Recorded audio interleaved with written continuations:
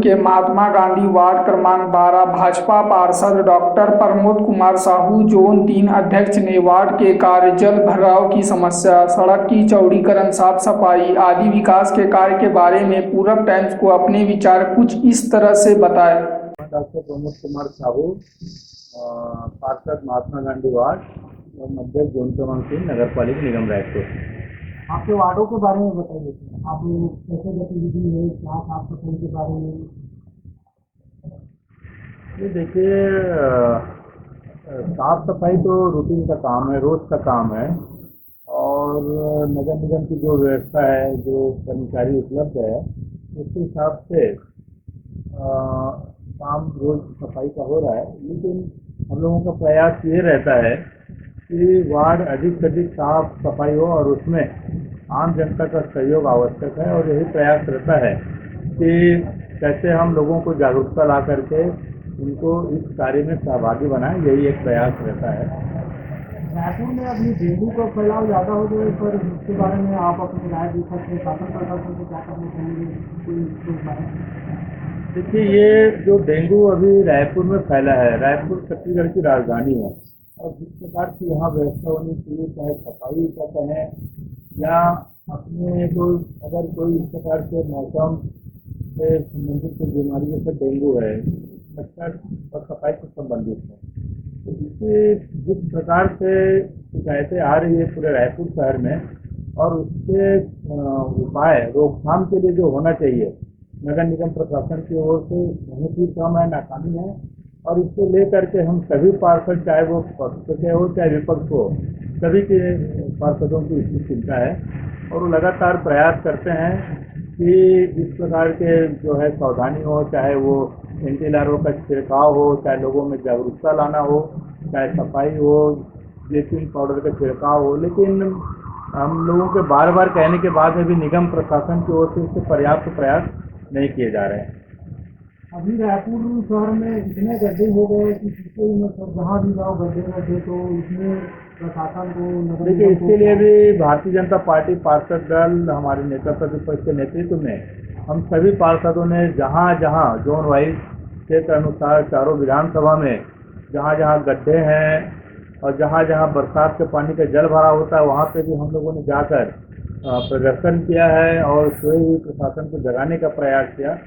लेकिन उसके बाद में भी हम लोगों ने देखा है कि कोई प्रयास विशेष रूप से नहीं किया गया। महिलाएं जो स्कूटी चलाती हैं वो गड्ढों में फंस रहे हैं, गिर रहे हैं, एक्सीडेंट हो रहे हैं। आधे घंटे कहीं पे बारिश हो जाए तो जो रायपुर शहर का मुख्य केंद्र है जयस्तंभ चौक, वहाँ पे घुटने भर पानी भर जाता है। आउटर के क्षेत्रों में जब जाते हैं, रिंग रोड में जाते हैं, तो वहाँ पे लगातार पानी जल भराव की शिकायत आती है। और जो गड्ढे हो चुके हैं तो बरसात से पहले इसको पेच वर्क होना चाहिए, लेकिन इस परिषद ने इस दिशा में कोई प्रयास नहीं किया और ये पूरी तरह से नाकाम है। और हम लोग विपक्ष के नाते आम जनता की आवाज़ को उठाने का पूरा प्रयास हम लोगों ने किया है, लेकिन सत्ता जो है अभी भी गहरी नींद में सोई हुई है। ज़्यादातर देखिए हम युवाओं जो है नशा की ज़्यादा और क्राइम रेट भी बहुत ज़्यादा बढ़ रही है पहले की अपेक्षा। तो इसमें शासन प्रशासन से क्या? देखिए, इसमें सबसे पहले जहाँ पे नशे का सामान बिकता है, चाहे छोटे छोटे किराना की दुकान हो, पान ठेला हो, कहीं भी, और पुलिस प्रशासन को सब चीज़ें मालूम है कि कहाँ पे नशे का सामान बिकता है। निगम प्रशासन स्थानीय प्रशासन के साथ मिल करके पुलिस को चाहिए कि इस पर लगातार छापा मारने की कार्रवाई करे। कोई मेडिकल स्टोर में अगर बिना डॉक्टर की पर्ची के कोई नींद की दवाई या नशे की गोलियाँ दी जा रही है, उनको कार्रवाई करनी चाहिए। ये जब कार्रवाई कड़ाई से करेंगे तो ये इनके पहुँच से दूर हो जाएगा नशे का सामान, और कहीं ना कहीं इससे हमारी जो युवा पीढ़ी है वो नशे के लत में जा रही है। और उसके परिणाम हम देख रहे हैं कि छोटी छोटी बातों को ले करके चाकूबाजी की घटनाएं हो रही है, हत्याएं हो रही, घर नशे में बर्बाद हो रहा है। तो मैं यही कहूँगा कि इसमें जो वर्तमान राज्य सरकार है, निगम प्रशासन है, जिला प्रशासन है, ये पूरी तरह से फैल है। और आज पूरा जो युवा वर्ग है जो नशे के गिरफ्त में, इसके लिए कहीं न कहीं जिम्मेदार वर्तमान सरकार है। महिला सुरक्षा के लिए कोई कड़ा नियम निकालना चाहिए सर शासन प्रशासन को, नगर निगम को, क्योंकि महिलाओं पर ज़्यादातर अभी वारदातें हो रही है, दुष्कर्म हो रहे हैं, उसके देखिए, बाद अभी लगता नहीं देख कर कि हम लोग राजधानी में रहते हैं। हम लोग राजधानी में जब यह हाल है तो आउटर और गांव के क्षेत्रों में तो बहुत सारी बातें जो है मीडिया तक या ऊपर तक आता नहीं है। बहुत सारी महिलाएं जो है लोग लाज में रिपोर्ट लिखाने नहीं जाती है, लेकिन ये घटनाएं सब आम हो गई है और बहुत ही बुरा हालत है। अभी लगातार चाहे हम सामूहिक बलात्कार की बात करें, छेड़खानी की बात करें, महिलाओं के चैन स्नैचिंग की बात करें, महिलाओं के ऊपर में अपराध जिस प्रकार से बढ़ रहा है, इसको भी रोकने में जो ये राज्य सरकार है, ये कांग्रेस की सरकार है, यह पूरी तरह से सक्षम हुई है और आज महिलाएं घर से निकलने के लिए सोचने के लिए मजबूर होती है। पहले के विधायक और अभी वर्तमान के विधायक में क्या कितना विकास हुआ है, कौन कितना कार्य किया है, आप इस पर पहल कीजिए। देखिए, विकास कार्य की बात करें तो भारतीय जनता पार्टी की सरकार 15 साल तक जब रमन सिंह की सरकार थी, उस समय का रायपुर आप देखिए, और पिछले अभी ये जो लगभग 4.5 वर्ष कांग्रेस के भूपेश बघेल की सरकार को हुई है, जिस प्रकार से रायपुर शहर को विकास के लिए राशि दी जानी चाहिए, आप खुद तुलना कर लीजिए कि रायपुर में जो एक्सप्रेस हाईवे बना है, आपके जो कैनाल रोड बना है, और भी अन्य विकास कार्य की हम अगर तुलना करें, ओवर ब्रिज की बात करें, डीकेएस हॉस्पिटल को बनाने की बात करें, अनेक ऐसे उदाहरण हैं। आप चाहे पश्चिम विधानसभा में चले जाइए, चाहे उत्तर में, रायपुर शहर में हम कहीं पे भी बात करें, और रायपुर क्या, मैं तो पूरे छत्तीसगढ़ की बात करता हूँ कि विकास के मायने में इस सरकार ने कुछ भी काम नहीं किया है। और इसके पूर्व जब डॉक्टर रमन सिंह की सरकार थी, विशेषकर हम रायपुर की बात करें, रायपुर में पिछले समय हमारे 3 विधायक थे, 1 विधायक कांग्रेस का था, लेकिन बिना भेदभाव के चारों विधानसभा में सरकार ने दिल खोल के पैसा दिया और विकास कार्य हुए।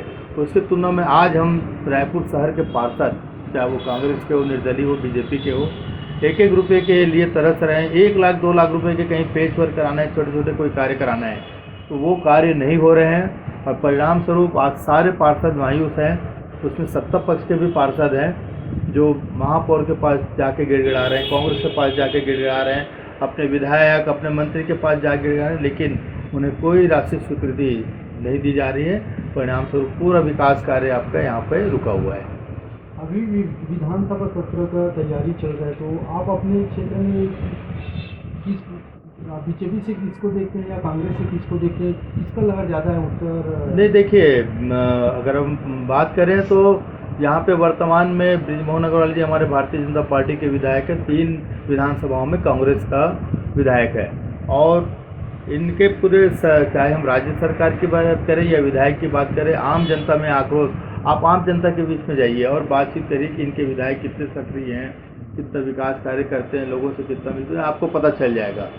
मैं यही कहूँगा, विधायकों के खिलाफ में, इनके खिलाफ में आक्रोश है, और कहीं न कहीं जहाँ जहाँ इनके विधायक हैं वहाँ पे बदलाव ज़रूर आएगा, और हमारे भारतीय जनता पार्टी के विधायक वहाँ पे निर्वाचित होकर आएंगे। बीजेपी से आप जुड़े हुए हैं, तो कितने वर्षों से जुड़े हुए, आपका अनुभव बता सकते हैं सर? अभी कोई यादगार पल होंगे?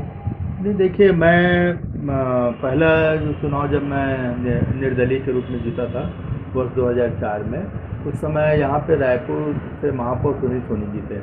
निश्चित रूप से मुझे निर्दलीय मैं ज़रूर, आम जनता ने मुझे आशीर्वाद दिया था, और आम जनता की सेवा के लिए, विकास कार्य के लिए मुझे भारतीय जनता पार्टी के महापौर के रूप में सोनी जी ने कभी भी मेरे साथ भेदभाव नहीं किए, और जो भी राशि की मैंने मांग की मुझे उन्होंने दिए, और उसके परिणाम स्वरूप मैंने यहाँ पे अपना राजनीतिक जीवन की शुरुआत की थी, और उसी का परिणाम रहा कि लगातार मैं अपने क्षेत्र से विजयी रहा, और भारतीय जनता पार्टी से फिर प्रभावित होकर मैं वर्ष 2009 में आयोजित विधानसभा चुनाव के पहले भारतीय जनता पार्टी में शामिल हुआ। तो उसका लगातार मैं भारतीय जनता पार्टी के एक कार्यकर्ता के रूप में पार्टी की और आम जनता की सेवा करते आ रहा हूँ। तो निश्चित रूप से भारतीय जनता पार्टी के एक सिपाही के रूप में मैं वर्तमान में भी अभी और आने वाले समय में भी कार्य करता रहूँगा।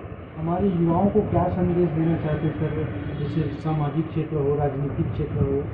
देखिए, सबसे पहले तो ये है कि जो आज नशे के गिरफ्त में जो हमारी युवा पीढ़ी आ रही है, वो उससे हमको दूर लाने की ज़रूरत है और मैं यही कहूँगा कि उनसे दूर रहें नशे से। दूसरा, अपनी जिम्मेदारी को समझें, अपनी ताकत को समझें कि युवा पीढ़ी जो है वो हमारे देश की जो ताकत है, हमारे देश के भविष्य है। ये सुरक्षित रहेंगे तो हमारा देश सुरक्षित रहेगा। और कभी भी कोई छोटी छोटी बातों से या असफलताओं से निराश नहीं होना चाहिए। लगातार प्रयास करते रहना चाहिए, सफलता ज़रूर मिलेगी।